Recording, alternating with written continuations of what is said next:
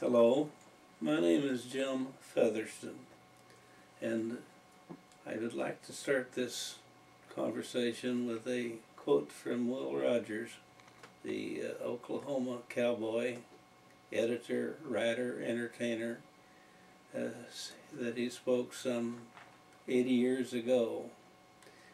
When a young man thinks, he merely thinks, but when an old man thinks, it is said that he is pondering. So this morning I want to share some ponderings with you, and with questions that I'll be answering. We will reduce these ponderings to a more or less coherent story. Born in 1923, and was in July the 3rd, and I was barely 5 years old when Black Thursday closed the country down much the same way the economy was closed down the first part of 2009. My father was a farmer, sawmill operator, lumberyard manager, and he bought timber well in advance of the time that he would need to use it, and had put up as security all of the assets that he had, including the family car. All I can remember about the crash is extreme sadness of leaving our home, the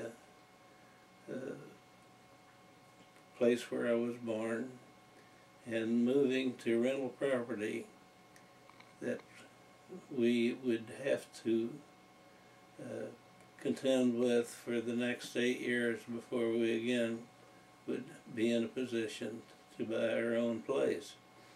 So 1928 to me is something that I learned more about after the fact than I did at the time. What was Christmas like during the Depression years without any money? I'd like to go back and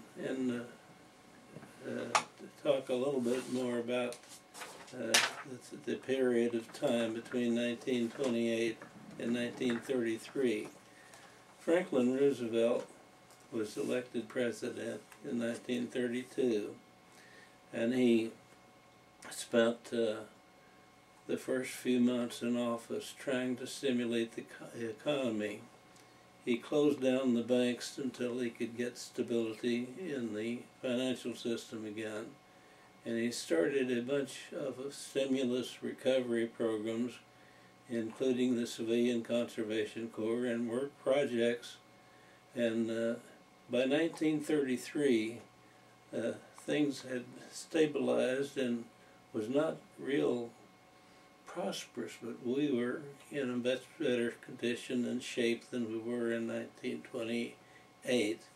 And my memories began to pick up as I got further along in school.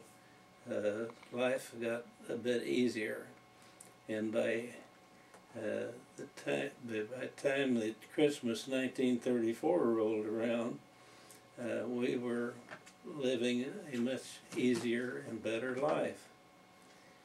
Christmas that year comes to mind because it was sort of special. Of course, Christmases are always special and have nothing to do with money. Christmas is a matter of spirit, and the spirit of Christmas comes whether there's any money or not. But we had a special program in school just before Christmas, and our family, close relatives, all gathered on Christmas Day to celebrate the season. And at the school we had drew names, and we were supposed to limit our purchases for the name that we drew to 10 cents. And if that sounds ridiculous today, it must be remembered that in 1933 1934, a dime would buy much more than a dollar would today. So we had our program at Christmas. We exchanged gifts, and at home, my parents bought the children practical things.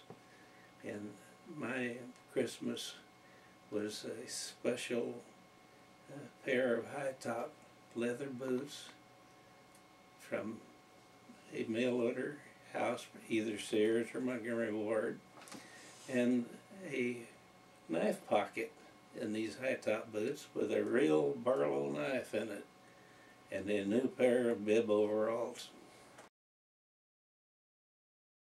2, 3, 4, 1, 2.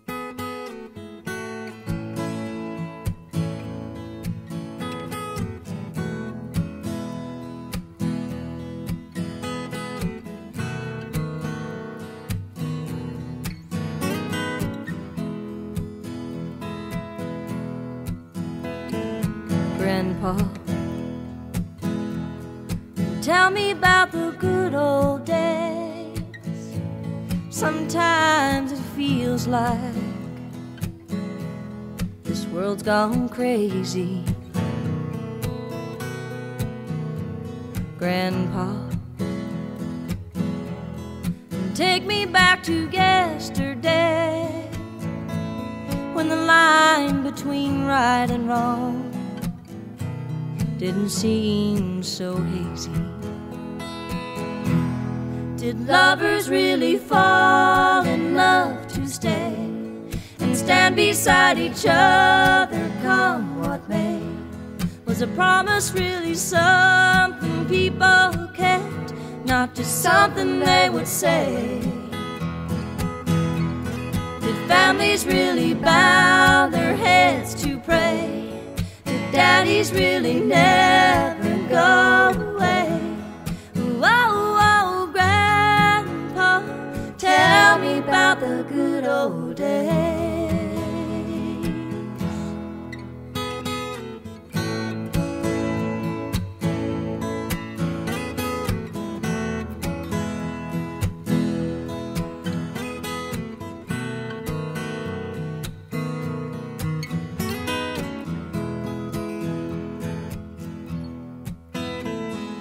Grandpa, everything is changing fast. We call it progress, but I just don't know. And Grandpa, let's wander back into the past, then paint me the picture of long ago. Did lovers really fall in love to stay and stand beside each other come what may? Was a promise really something people kept, not just something they would say and then forget? Did families really bow their heads to pray? Did daddies really never go away? Oh, oh, Grandpa, tell me about the good old days. Oh, oh, Grandpa, tell me about the